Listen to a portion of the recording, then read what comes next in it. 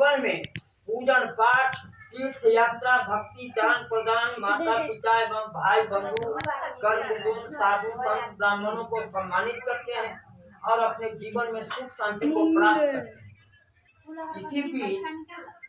इसी बीच भद्रशिला नामक राजा ये कृष्ण के पूजा कर रहे थे।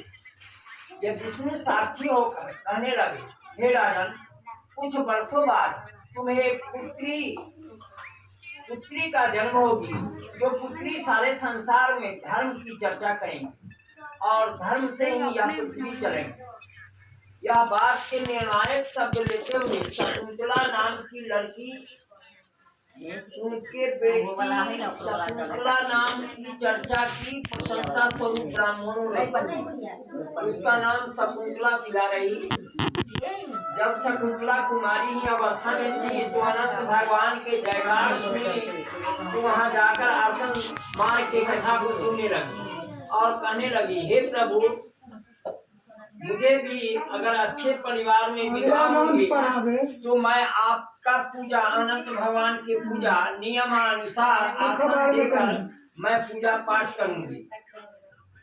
कुछ वर्षों बाद उन्हें एक भद्रशिला नामक राजा कर्मशील लड़का से विवाह हुआ। वह लड़का बड़ा धार्मिक और पवित्र थे।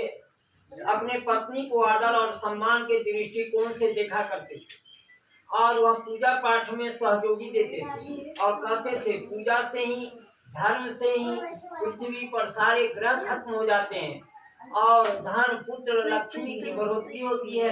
उनका जीवन शांति में बीतता। यह वाणी को सुनकर सारे भाई बंधु, हितकार, कर कुटुंब, दोस्त महिम और नारी सम्मानित जीवन का सौंदर्य को त्याग करने लगा और शकुंतला शिला अनंत भगवान के पूजन का आसन या भादों के तृतीया में वह नहा खाए की और शुद्ध और पवित्र बनकर घर द्वार, पूरे वस्त्र को साफ सुथरा